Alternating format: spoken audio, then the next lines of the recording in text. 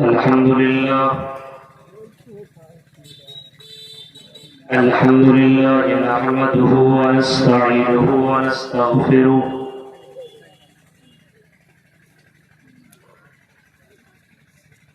ونعوذ بالله من شرور أنفسنا ومن سيئات أعمالنا من يهد الله فلا مضل له ومن يضلل فلا هادي له وأشهد أن لا إله إلا الله وحده لا شريك له وأشهد أن محمدا عبده ورسوله أما بعد فإن خير الحديث كتاب الله وخير الهدي هدي محمد صلى الله عليه وسلم وشر الأمور محدثاتها وكل محدثة بدعة وكل بدعة ضلالة وكل ضلالة في النار. أعوذ بالله من الشيطان الرجيم. بسم الله الرحمن الرحيم. كل نفس ذائقة الموت وإنما توفون أجوركم يوم القيامة فمن زحزح عن النار وأدخل الجنة فقد فاز وما الحياة الدنيا إلا متاع الغرور. رب اشرح لي صدري ويسر لي أمري واحلل عقدة من لساني يفقهوا قولي. اللهم رب زدني علما. آمین. قابل احترام علماء کرام، ناظم جلسہ، میرے محترم دوست فضیلت الشیخ طلحہ سلفی حفظہ اللہ تعالی، گھسیا گھاٹ اور اس کے قرب و جوار سے آئی ہوئے معزز سامعین حضرات، اسلامی بزرگوں، نوجوان دوستوں اور پیارے بچوں، آپ اس پروگرام کی صدارت امیر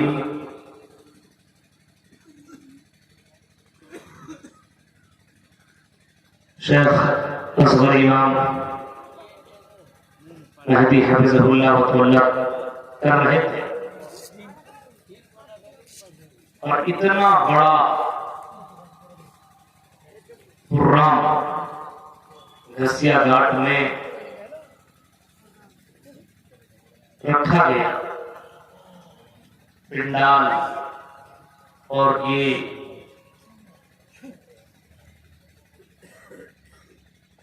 ڈیکوریٹ اور یہ ساری بندوبست جو کی گئی اس وجہ سے تاکہ لوگ آ کر کے علماء کی تقریر کو سنیں اور اپنے ایمان کو تازہ کریں. حالانکہ آپ اس علاقے میں پوری رات بھر جلسہ ہوتا ہے اور بعض جگہوں پہ میں نے دیکھا ہے کہ 2 بجے 3 بجے مجھے پروگرام ملتا ہے، لیکن اس کے باوجود پبلک بہت زیادہ ہے.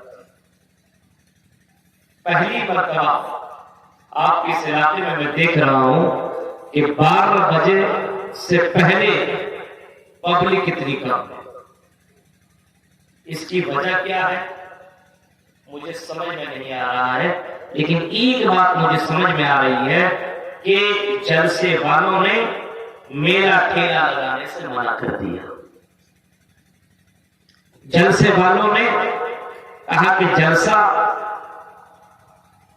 دین کے لیے ہوتا ہے، اسلام کی باتیں بتائی جاتی ہے، اس وجہ سے بازار لگانے کی پرمیشن نہیں ملے گی، اور بازار جب آپ کے یہاں نہیں لگا تو آج کل کے نوجوانوں کو بازار سے زیادہ محبت ہے اور دینی پروگرام سے محبت کر ہے۔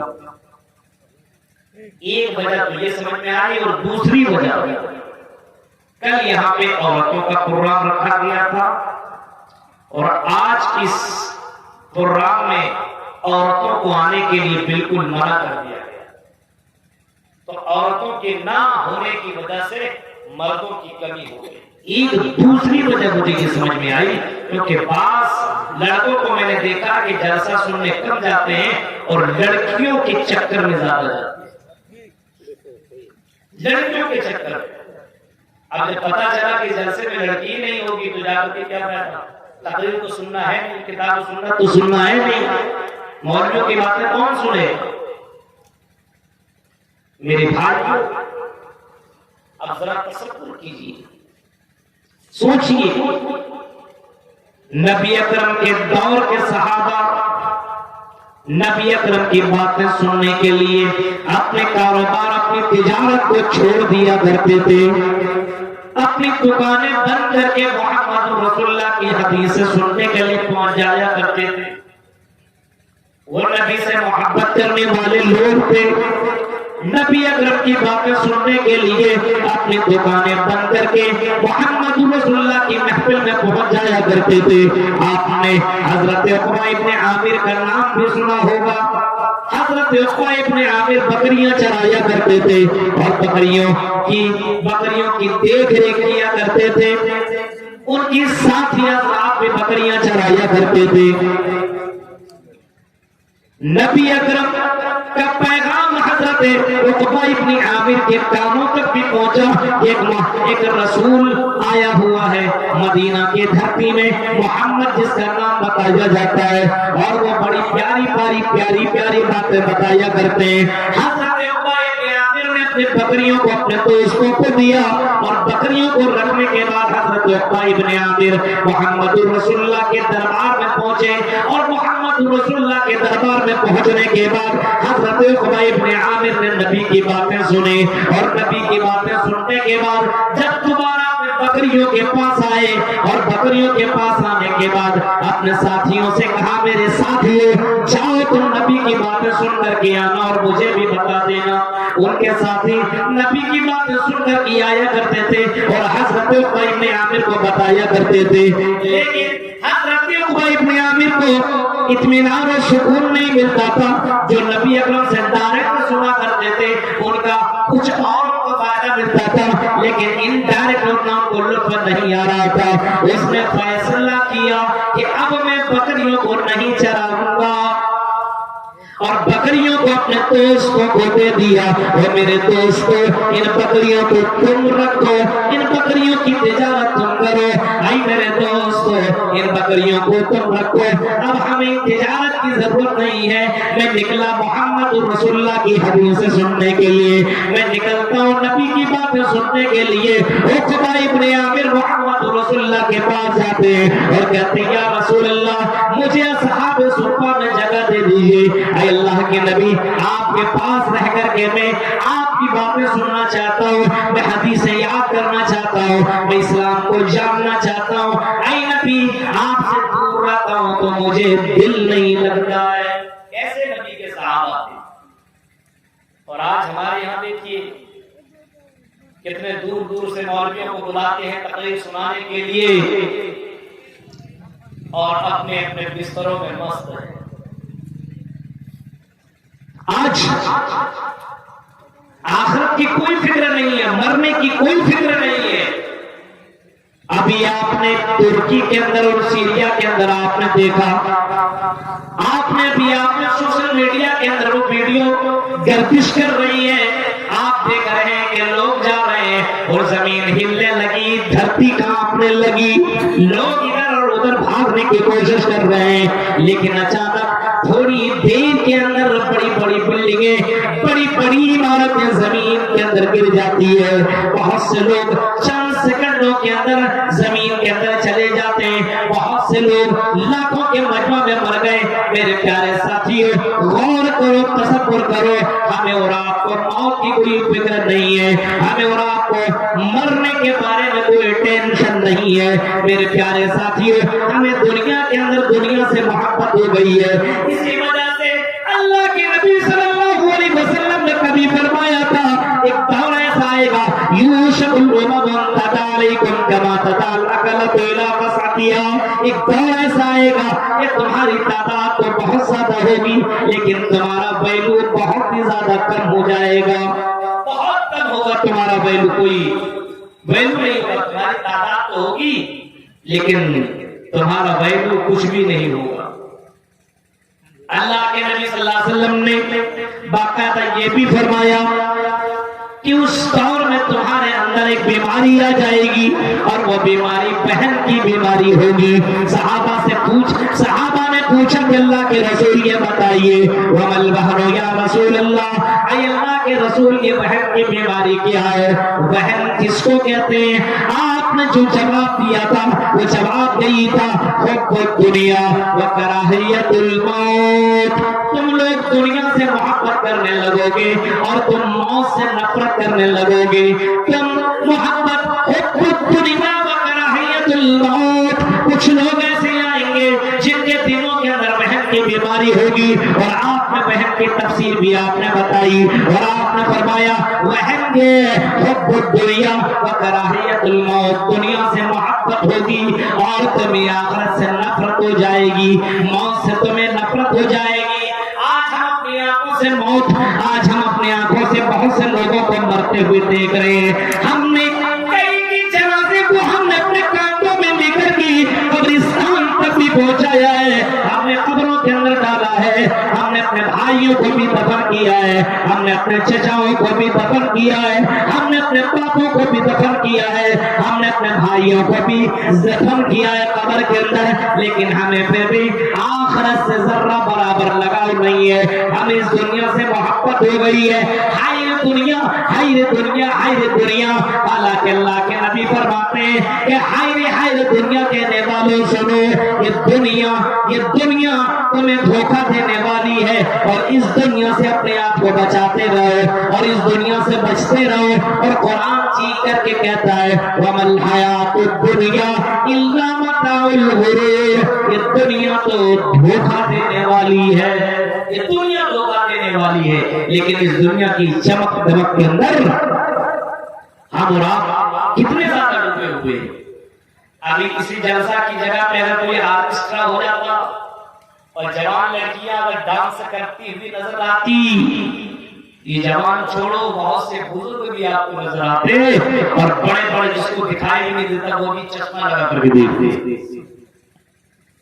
آج دنیا سے محبت ہے، آخرت سے نہیں، دنیا سے محبت۔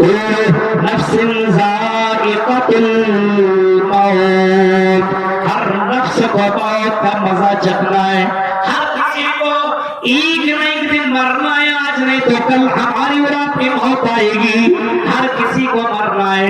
میرے بھائیوں، مرنے سے پہلے یہ سوچو ہماری زندگی کے اندر ہم نے کتنی نیکیاں کی ہے، یہ سوچو اگر ہماری موت آج ہو جائے تو ہم جنت کے اندر جائیں گے کہ جہنم کے اندر جائیں گے؟ اگر آج ہی اللہ تعالیٰ ہمیں مار دے تو ہمارے پاس نیکیاں کتنی زیادہ ہے۔ ارے اللہ کیا جواب دو گے کہ تمہارے یہاں کے اندر جلسہ تھا، تم اپنے بستر کے اندر آرام کر رہے تھے، تم نے اسلام کو جاننے کے لیے اور محمد رسول اللہ کا پیغام سننے کے لیے تم نے 2 گھنٹہ 4 گھنٹہ دینے کے لیے تمہارے پاس اتنا بھی ٹائم نہیں تھا۔ ہم نے تمہیں زندگی دی ہے، ہم نے سب کچھ تمہیں دیا ہے، لیکن ہماری باتیں سننے کے لیے تمہارے پاس ٹائم نہیں ہے۔ اگر اسی وقت موت آ جائے تو میرے بھائیوں اللہ کو کیا جواب دو گے؟ اسی وجہ سے ہمارے فاروق کہا کرتے تھے حاسبوا انفسکم قبل ان تحاسبوا، اے لوگ اپنا محاسبہ کرتے رہو اس سے پہلے کہ تمہارا محاسبہ کیا جائے۔ وزنوا انفسکم قبل ان توزنوا، اے لوگ اپنے آپ کو تولتے رہو، وزن کرتے رہو اس سے پہلے کہ تم کو وزن کیا جائے۔ اپنے آپ کو ہمیشہ چیک کرتے کرتے رہو. اگر میں ابھی مر گیا تو جنت میں جاؤں گا کہ جہنم میں؟ اگر ابھی ہماری موت ہو گئی تو میں کہاں جاؤں گا؟ جنت کے اندر کہ جہنم کے اندر جاؤں گا؟ ہر کسی کو اپنے بارے میں چیک کرنا چاہیے اور اپنے بارے میں غور و فکر کرنے کی ضرورت ہے. ہر کسی کو سوچنا چاہیے. بتائیے ہمارا دل کتنا کمزور ہو گیا کہ ہمارا دل قرآن سے نہیں لگتا، ہمارا دل اسلام سے نہیں لگتا، ہمارا دل دینی پروگرام میں نہیں لگتا. کیا وجہ ہے؟ ہمارا دل دینی پروگرام میں نہیں لگتا ہے. غور کیجیے میرے بھائیوں، سوچیے. اس سے پتہ یہ چلتا ہے کہ گھر کے علاقے کے لوگ جلسہ سننے نہیں آتے، جلسہ دیکھنے آتے. اور جلسہ کے اندر جو لڑکی آتی ہے ان کی چمک دمک کو دیکھنے کے لیے لوگ آیا کرتے ہیں. ہم تو یہی سمجھیں گے. اگر ایمان ہوتا تو یہ پوری کی پوری پنڈال آپ کو بھری بھی ملتی. لیکن میرے پیارے ساتھیوں، آج ہماری محبت دنیا سے ہو گئی ہے. اللہ کہتا ہے بل تؤثرون الحیات الدنیا والآخرۃ خیر وابقا.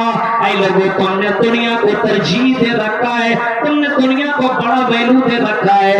بل تؤثرون الحیات الدنیا، لیکن یہ دنیا بالکل فانی ہے. یہ دنیا اللہ کی نظر میں کچھ بھی نہیں ہے، بلکہ آخرت باقی رہنے والی ہے. اور آخرت فنا، آخرت ہمیشہ باقی رہنے والی ہے. اسی وجہ سے اللہ کہتا ہے میرے بندو، تم آخرت کو ترجیح دو، اس دنیا کو زیادہ ترجیح دینے کی ضرورت نہیں ہے. کیا پتا ابھی جا کر کے اپنے بستر میں سو اور اچانک تمہارے ہارٹ کا کے اندر درد پیدا ہو، تم اچانک مر جاؤ، کوئی جانتا نہیں ہے. کب موت واقع ہو جائے کوئی جانتا نہیں ہے. مر کر جاؤ گے. اس وجہ سے میرے بھائیوں، اچھے کام کرتے رہو اور نیکیاں کرنے کے اندر جلدی بازی کرو، نیکیوں میں مقابلہ کیا کرو. اللہ تعالیٰ کہتا میرے بندو، سابقوا الی مغفرۃ من ربکم وجنۃ عرضها السماوات والارض اعدت للمتقین.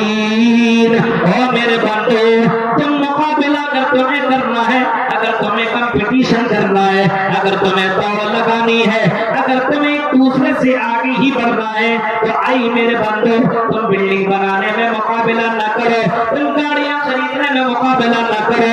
تم ایک دوسرے سے بینک بیلنس میں جمع کرنے میں مقابلہ نہ کرو. اگر تمہیں مقابلہ کرنا ہے تو جنت کے لیے مقابلہ کرو، جنت میں جانے میں مقابلہ کرو، اور تم نیکیوں میں مقابلہ کرو، اور اللہ کی مغفرت کے لیے تم مقابلہ کرو. مقابلہ اس معاملے میں کرو کہ یہ ہمارا بھائی ہم سے پہلے مسجد میں جاتا ہے، میں اس سے پہلے مسجد میں جاؤں. اس کا بیٹا حافظ قرآن ہے، میں بھی اپنے بیٹے کو حافظ قرآن بناؤں گا. نیکیوں میں مقابلہ کیا کرو. زندگی کب تک ہے میرے بھائی کوئی نہیں جانتا ہے، موت کب آ جائے گی کوئی نہیں جانتا. اس وجہ سے میرے بھائیوں، نیکیوں میں مقابلہ کیا اور اچھے بنو. اور یہ سمجھو اور یہ سمجھو کہ موت تو ہر کسی کو آنی ہے، موت کا مزہ تو ہر کسی کو چکھنا ہے. ہم سے بڑے بڑے رئیس آئے، آج وہ دنیا میں نہیں ہے. آج آپ نے بہت سے بڑے بڑے لوگوں کا نام آپ نے سنا ہوگا. ایک بہت زبردست ڈانس کرنے والا مائیکل جیکسن کا بھی نام آپ نے سنا ہوگا. بہت ڈینجر قسم کا، سب سے زیادہ پاپولر میں اگر آپ ڈھونڈیں گے ڈانسر میں تو آپ کو مائیکل جیکسن کا نام نظر آئے گا. آج بھی یوٹیوب کے اندر اس کی پوری ہسٹری موجود ہے. آج بھی دیکھ سکتے ہیں کہ اسی مائیکل جیکسن نے اس دنیا کے اندر جینے کے لیے اس نے کہا تھا کہ میں دنیا کے اندر 150 سال جی کر کے دکھاؤں گا، 150 سال تک زندہ رہ کر کے دکھاؤں گا. اور اس نے اس دنیا کے اندر رہنے کے لیے اور اس دنیا میں جینے کے لیے اس نے اپنے پیچھے کئی ڈاکٹروں کو لگا کر کے رکھا ہوا تھا. 10-15 ڈاکٹر اس کے ساتھ ہمیشہ رہا کرتے تھے. وہ کسی سے مصافحہ نہیں کرتا تھا، ہر وقت اپنے آپ کو لوگوں سے چھپا کر کے رکھتا تھا، ہمیشہ آکسیجن کا استعمال کیا کرتا تھا، اچھے ڈاکٹروں سے ہمیشہ مشورہ کر کے زندگی کاٹتا تھا. لیکن میرے بھائیوں، موت کب آئے گی کوئی جانتا نہیں ہے. 40 سے 45 سال کے دوران میں اس کی موت ہو گئی اور وہ اپنے آپ کو بچا نہ سکا. اس وجہ سے قرآن کہتا ہے کل نفس ذائقۃ الموت, ہر نفس کو موت کا مزہ چکھنا ہے, ہر کسی کو مرنا ہے. اس مرنے کے بعد کی زندگی کی تیاری تو کرو. وَإِنَّمَا تُوَفَّوْنَ أُجُورَكُمْ يَوْمَ الْقِيَامَةِ, اور مرنے کے بعد تمہیں قیامت کے دن پورا بدلہ دیا جائے گا. تم نے یہ کیا, تم نے یہ کیا, تم نے یہ کیا, تم نے یہ کیا, مرنے کے بعد تم کو پورا بدلہ دیا جائے گا. جیسے انسان مرتا ہے اور قبر کے اندر جیسے اس کو دفن کیا جاتا ہے, میرے پیارے ساتھیوں, اللہ کے نبی صلی اللہ علیہ وسلم فرماتے ہیں اس کے پاس فرشتے آتے ہیں, منکر نکیر آتے ہیں, سوال کرنے والے آتے ہیں اور ان سے سوال کرتے ہیں من ربک ما دینک من نبیک, یہ بتاؤ تمہارا رب کون ہے, تمہارا دین کیا ہے اور تمہارے نبی کون ہے. یہ ان سے سوال کیا جاتا ہے. میرے بھائیو, اگر وہ جواب دے دیتا ہے تو اس کے لیے جنت کی کھڑکی کھول دی جاتی ہے, جنت کا بچھونا بچھا دیا جاتا ہے. لیکن اگر وہ جواب دے نہیں سکتا اور اگر وہ جواب دے نہیں پاتا ہے اور ہاں آدمی کہتا ہے تو اس کے لیے جہنم کی کھڑکی کھول دی جاتی ہے اور جہنم کی آگ اس کے لیے بچھا دی جاتی ہے.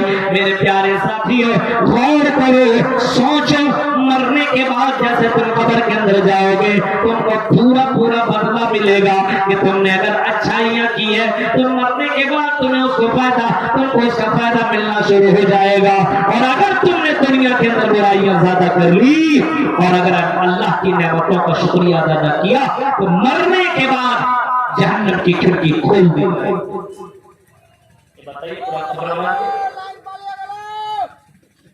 لائٹ والا میرا پس ہو گیا ہے کہ کوئی پبلک ہے ہی نہیں تو لائٹ جلانے کی کیا ضرورت ہے, اور خاص کر کے لڑکیاں ہی نہیں ہے تو لائٹ کی کیا ضرورت ہے. ہمارا تو وہاں ہوتا ہے جہاں لڑکیاں ہوں.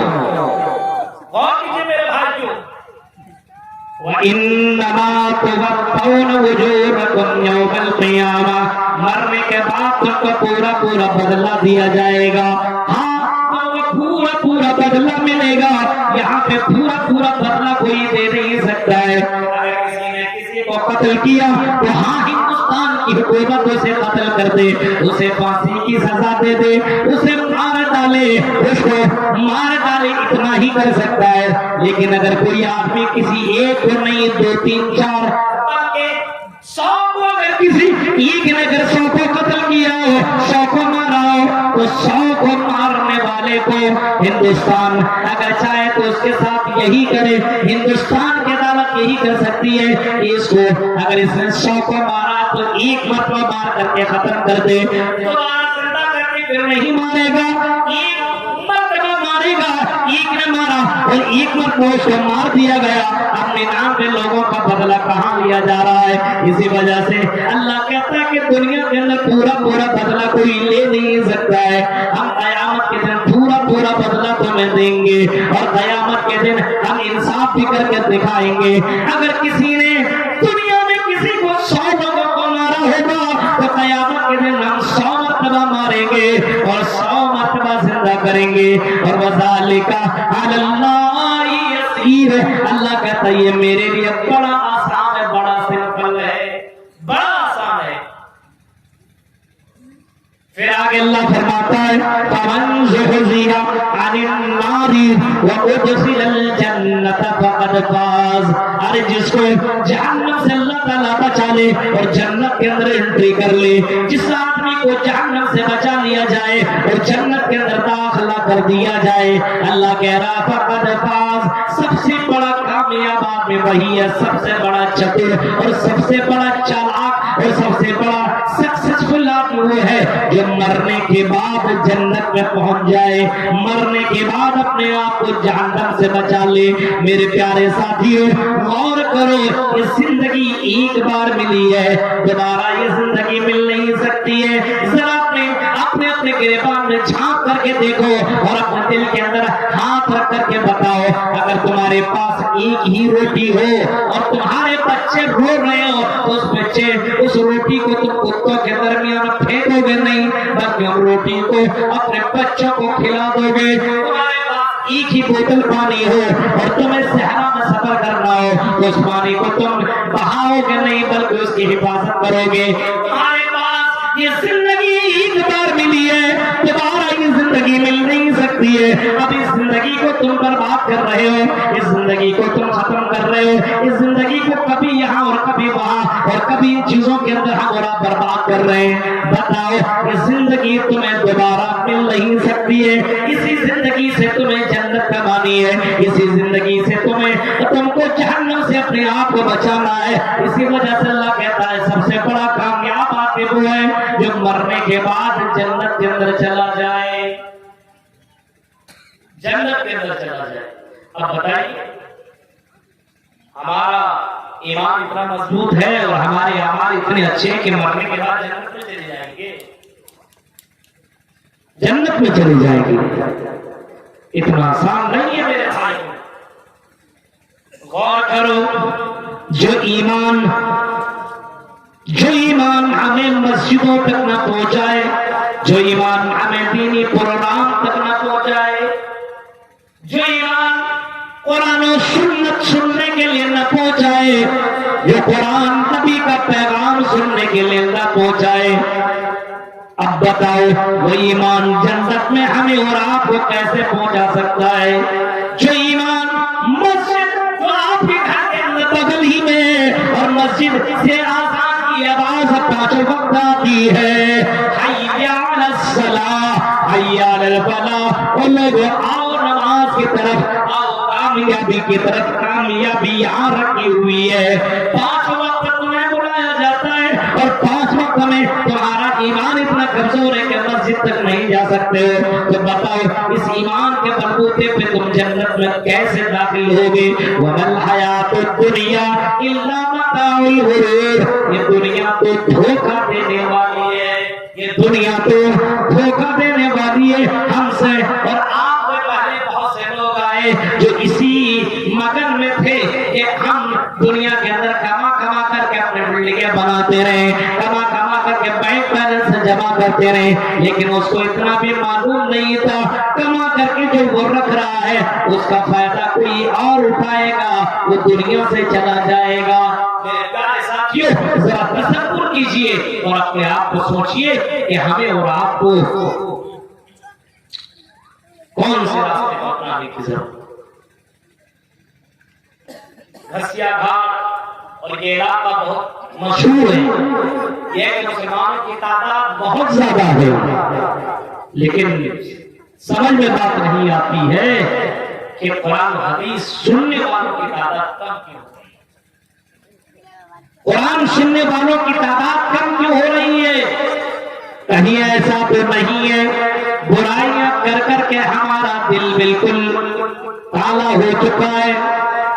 اللہ کے نبی صلی اللہ علیہ وسلم فرماتے ہیں کہ جب انسان برائی کرتا ہے, ایک برائی کرتا ہے, گناہ کرتا ہے, ان العبد اذا خطیئۃ نکتت فی قلبہ نقطۃ سوداء. اللہ کے نبی فرماتے ہیں اگر کوئی بندہ غلط کام کرتا ہے تو اللہ تعالیٰ اس کے دل میں کالا دھبا ڈال دیتا ہے, ایک سیاہ دھبا لگا دیتا ہے, ایک بلیک پوائنٹ اس کے دل کے اندر ڈال دیتا ہے. ایک غلط کام کیا اللہ نے اس کے دل میں کالا دھبا ڈال دیا, ایک غلط کام کیا ڈال دیا. اب انسان کو احساس ہوا کہ میں نے غلطی کی ہے, اب انسان اللہ سے معافی مانگے, اے اللہ مجھے معاف کر دے, تو بڑا غفور الرحیم ہے, معاف کرنے والا ہے. تو اللہ تعالیٰ اس بندے کو گناہ کو معاف کر دیتا ہے اور اس کے دل کے اندر جو کالا پوائنٹ ہے, جو بلیک پوائنٹ ہے, اس کو ختم کر دیتا ہے.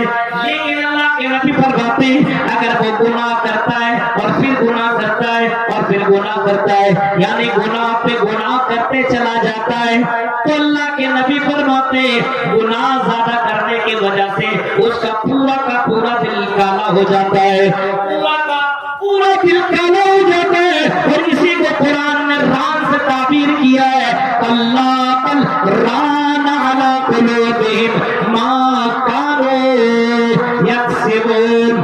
اللہ تعالیٰ کہتا ہے ان کے دلوں کے اندر ران, ان کے دلوں کے اندر زنگ لگ گیا ہے, ان کے دلوں کے اندر زنگ لگ گیا ہے. اب ان کو قرآن کی باتیں اچھی نہیں لگتی ہے، اب ان کو اسلام کا طریقہ اچھا نہیں لگتا ہے، ان کو محمد رسول اللہ کی تعلیم اچھی نہیں لگتی ہے، ان کے دلوں کے اندر سن لگ گیا ہے۔ آگے ان کے سامنے موت کے بارے میں بتاؤ، ان کے سامنے قبر کا بیان رکھو، ان کے سامنے عذاب علیم رکھو، ان کے سامنے کچھ بھی بیان کر دو، کوئی فرق نہیں۔ ان کو کیا اچھا لگتا ہے؟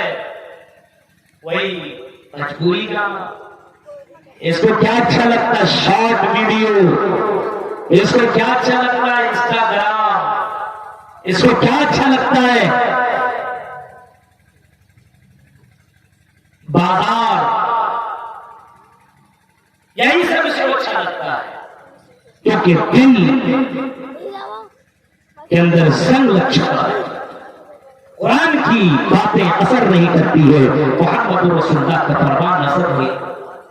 نبی اکرم صلی اللہ علیہ وسلم کے ماننے والے صحابہ کو دیکھو، نبی اکرم کے ماننے والے کوئی صحابہ ایسے تھے، اگر اللہ کے نبی صلی اللہ علیہ وسلم فرما دیتے یہ کرو تو اللہ تعالیٰ بڑا خوش ہوگا، یہ کرو تو اللہ تعالیٰ بڑا خوش ہوگا۔ ایک صحابی ہے جن کا نام حضرت عبداللہ ابن عمر ہے، اللہ کے نبی صلی اللہ علیہ وسلم نے فرمایا اگر حضرت عبداللہ ابن عمر رات کی تاریکی میں اٹھ کر کے تہجد کی نماز پڑھے، نماز تو پڑھتے ہیں، اللہ کی عبادت کرتے ہیں، لیکن تہجد کی نماز اگر آپ حضرت عبداللہ پڑھنے لگے، رات اٹھ کر کے تہجد کی نماز پڑھنے لگے تو اللہ کی نظر میں اور زیادہ پیارے ہو جائیں گے۔ اللہ کے نبی نے یہ بھی فرمایا رات کی تاریکی میں اٹھ کر کے جو نماز پڑھتا ہے ایسے لوگ اللہ کی نظر میں بہت پیارے ہیں، اور کل قیامت کے دن ایسے لوگوں کو پکارا جائے گا، بلایا جائے گا، اور اللہ تعالیٰ کہے گا اور میرے بندو، وہ میرے بندے کہاں ہیں جو رات میں اٹھ کر کے تہجد کی نماز پڑھا کرتے تھے اور اپنے آپ کو نیند سے دور رکھا کرتے تھے، بستروں سے الگ رکھا کرتے تھے اور نماز پڑھا کرتے تھے۔ او میرے بندو، تدخل الجنت بسلام، سلامتی کے ساتھ جنت کے اندر انٹری کر جاؤ۔ حضرت عبداللہ ابن عمر نے نبی اکرم سے ڈائریکٹ یہ جملہ نہیں سنا، کسی صحابی نے بتایا اے حضرت عبداللہ، اللہ کے نبی تمہارا تذکرہ کر رہے تھے، تمہارا نام لے رہے تھے، اچھا کیا اللہ کے نبی نے فرمایا؟ صحابہ نے کہا اے اللہ، اے حضرت عبداللہ، اللہ کے نبی نے تمہارے بارے میں فرمایا اگر حضرت عبداللہ رات میں اٹھ کر کے تہجد کی نماز پڑھے تو اللہ کی نظر میں اور زیادہ پیارے ہو جائیں گے، اور زیادہ اچھے ہو جائیں گے، اور زیادہ اللہ کی نظر میں محبوب ہو جائیں گے۔ حضرت عبداللہ ابن عمر نے یہ جملہ سنا، فَكَانَ بَعْدُ لَا يَنَامُ مِنَ اللَّيْلِ إِلَّا قَلِيلًا، اس کے بعد حضرت عبداللہ ابن عمر نے کبھی بھی تہجد کی نماز نہیں چھوڑی۔ نبی کی بات کو سن لینے کے بعد نبی کی اطاعت کی اور نبی کی بات کو مانا اور تہجد کی نماز انہوں نے کبھی نہیں چھوڑا۔ میرے پیارے ساتھیوں، غور کرو، اس طریقے سے محمد رسول اللہ کو لوگ مانا کرتے تھے۔ کتنے دنوں سے اعلان ہوا تھا جلسے ہوں گے، جلسے ہوں گے، جلسے ہوں گے، آج ہمارے معاملات ہماری زندگی کے اندر بتائیے دنیا کی رنگینیوں نے کتنا قبضہ کر لیا ہے، کتنا اپنے آپ کو ہمیں گرفت میں لے لیا ہے کہ ہمیں نماز سے کوئی مطلب نہیں، ہمیں دین سے کوئی مطلب نہیں۔ یہ تو رات کا پروگرام ہے، جمعے کے نماز میں بھی خطبہ دینے کے لیے آپ جائیے، اور ادھر کے بہت سے ہمارے دوست احباب رہتے ہیں، ان کا بھی یہی کہنا ہے مولوی صاحب جمعہ کا خطبہ دینے کے لیے کھڑا ہوتا ہوں، جب خطبہ ختم ہونے والا رہتا ہے تب پبلک کا۔ یہ حال ہے میرے بھائیوں اپنے سماج کا۔ کون اس سماج کو سدھارے گا؟ کون بتائے گا؟ یہ معلوم ہے لا نبی بعدی، آپ نے فرمایا میرے بعد کوئی نبی، کوئی رسول، کوئی پیغمبر مجھے کو نہیں میرے بعد پائے گا نہیں۔ اب کوئی رسول آنے والا نہیں ہے، اب کون تمہیں سمجھائے؟ میرے پیارے ساتھیوں، غور کرو، سوچو، موت آنی ہے، موت کی آنے سے پہلے تیاری کر لو، موت کے آنے سے پہلے اپنے آپ کو دیندار بنا لو، نیکوکار بنا لو، پرہیزگار بنا لو، اللہ والے بنا لو، اور اپنے بچوں کو بھی دیندار لو، کیونکہ میرے بھائیو یہ زندگی ختم ہو جائے گی تو تمہارا یہ زندگی تمہیں نہیں ملے گی، تمہارا زندگی یہ ہمیں اور آپ کو نہیں ملے گی۔ اور دیجئے میرے بھائیو، ہمارے حالات اتنے برے ہیں کہ ہمیں قرآن کی آیتوں سے محبت نہیں، ہمیں قرآن کی آیتوں سے دل نہیں لگتا ہے، قرآن کی باتیں ہمیں اچھی نہیں لگتی ہے، ہمیں موبائل کے اندر گانے اچھے لگتے ہیں، ہمیں فلمی فلمیں اچھے لگتے ہیں، اور اسی طریقے سے ہمیں اور دنیا کی چمک دمک ہمارے دلوں کو سکون پہنچاتی ہے۔ حالانکہ اللہ کے نبی فرماتے ہیں مجھے نماز سکون پہنچاتا ہے، جب میں نماز پڑھتا ہوں تو مجھے سکون ملتا ہے، جب میں قرآن کی آیتیں پڑھتا ہوں تو مجھے سکون ملتا ہے۔ میرے پیارے ساتھیو غور کرو، ہمارے حالات کتنے بدل چکے ہیں، ہم مسلمان ہو کر کے مسلمان نہیں ہیں۔ آج ہمارا مسلمان بھائی چلتا ہے تو دکھنے میں لگتا نہیں کہ مسلمان کا بیٹا ہے، ہماری مسلمان لڑکیاں اگر راستوں میں چلا کرے تو پتہ ہی نہیں چلتا ہے کہ مسلمان کی بیٹیاں ہیں۔ آج ہم نے اپنے آپ کو کتنا بدل دیا ہے، ہم نے ووٹر کارڈ میں تو اپنا نام مسلمان رکھا ہے، نہ چلنے میں، نہ کھانے میں، نہ اٹھنے میں، نہ بیٹھنے میں، نہ شادی بیاہ میں، نہ دنیا میں معاملات میں، ہم کسی بھی اینگل سے ہم مسلمان نظر نہیں آتے۔ میرے پیارے ساتھیوں اپنے آپ کو مسلمان بنا کر کے رکھو، کیونکہ موت آ جائے گی اور موت کے بعد تمہیں عمل کرنے کا موقع نہیں ملے گا۔ میرے پیارے ساتھیوں ذرا تصور کرو، یہ چند باتیں میں نے آپ کے سامنے کون گھٹا رکھی ہے اور اس سے زیادہ میں تقریر کروں گا نہیں۔ وجہ کیا ہے؟ وجہ یہی ہے کہ جمعے کے اندر بھی اس سے زیادہ تعداد ہوا کرتی ہوتی ہے، جمعے کی نماز میں اس سے زیادہ تعداد ہوتی ہوگی، لیکن آج ہم لوگوں کو ذرا دیکھیے میرے بھائیوں، اتنا بڑا مجمع لگنا چاہیے تھا دین کو سننے کے لیے، اور آپ چلے جائیے، کرناٹک چلے جائیے، آپ حیدرآباد چلے جائیے، بمبئی چلے جائیے، اللہ کی قسم آخری خطیب جب تک تقریر کر نہ دے تب تک پبلک جاتی نہیں ہے۔ اسے معلوم ہے جب تک آدمی ان محفلوں کے اندر رہتا ہے اللہ کی رحمتیں نازل ہوا کرتی ہے، اللہ کی برکتیں نازل ہوتی رہتی ہے۔ اگر کوئی آدمی ان محفلوں میں گالیاں کر کے بیٹھ جاتا ہے میرے بھائیو، اللہ تعالیٰ نے ایسے بندوں کے لیے اسپیشل فرشتوں کو تیار رکھا ہے، اور ان فرشتوں سے اللہ کہتا ہے اور میرے فرشتوں جاؤ چیک کرو میرا ذکر کرنے والے اور میری باتیں بیان کرنے والے اور میری باتوں کو سننے والے لوگ کہاں ہیں، میرے ان بندوں کو ڈھونڈو۔ اور لوگ چکر لگاتے رہتے ہیں، اور اگر کہیں پہ ایسے بندوں کو پاتے ہیں، ایسے بندیوں کو پاتے ہیں تو وہ فرشتے وہاں پہ بیٹھ جاتے ہیں، وہ فرشتے ان کے لیے مغفرت کی دعائیں کرنے لگتے ہیں، اور اللہ تعالیٰ چیخ کر کے کہتا ہے او میرے فرشتوں کا رہنا، میں نے ان لوگوں کو معاف کر دیا ہے، ان لوگوں کو بخش دیا ہے جو میرا تذکرہ کر رہے ہیں، میری باتیں سن رہے ہیں۔ اسی وجہ سے اللہ کہتا ہے فَاذْكُرُونِي أَذْكُرْكُمْ وَاشْكُرُوا لِي وَلَا تَكْفُرُونَ۔ اے میرے بندو مجھے یاد کرو میں تمہیں یاد کروں گا، مجھے یاد کرو میں تمہیں یاد کروں گا، وَاشْكُرُوا لِي وَلَا تَكْفُرُونَ۔ اور اے میرے بندو میرا شکریہ ادا کرو، میری نافرمانی مت کرو، کیونکہ بہت سی نعمتیں ہم نے تمہیں دی ہے، ان نعمتوں کو یاد کر کے شکریہ ادا کیا کرو۔ سوچئے میرے بھائی حالات کتنے برے ہیں کہ ہم اللہ کا کھاتے ہیں، اللہ کی نعمتوں کا استعمال کرتے ہیں، لیکن اللہ کا شکریہ بھی ادا نہیں کرتے ہیں، اللہ کی نافرمانی کر رہے ہیں۔ جس زمین میں ہم چلتے ہیں میرے بھائیوں سوچنا چاہیے کرنا چاہیے کہ اللہ رب العالمین نے ہمیں ایک موقع دیا ہے، ایک چانس دیا ہے۔ قیامت کے دن انسان افسوس کرے گا اور کہے گا کہ اللہ ہمیں ایک موقع دے دے، ہمیں ایک چانس دے دے، اے اللہ ہمیں دنیا میں دوبارہ نہ لوٹا دے، اے اللہ ایک موقع دے دے، اے اللہ ایک چانس دے دے۔ ہم دنیا کے اندر نہ شراب نہیں پیئیں گے، جوا نہیں کھیلیں گے، زنا نہیں کریں گے، اے اللہ ڈانس کی محفلوں میں نہیں جائیں گے، اے اللہ غلط چیزوں کو نہیں سنیں گے، اے اللہ جب مؤذن اذان دے گا تو اس کی اذان کا جواب بھی دیں گے، اور اذان سن کر کے مسجدوں میں جا کر کے نماز بھی پڑھیں گے، اے اللہ قرآن उलमा की तकरीरें भी सुनेंगे, आए अल्लाह तेरी फरमा बरदारी करेंगे, मोहम्मद रसूलुल्लाह की इताअत करेंगे।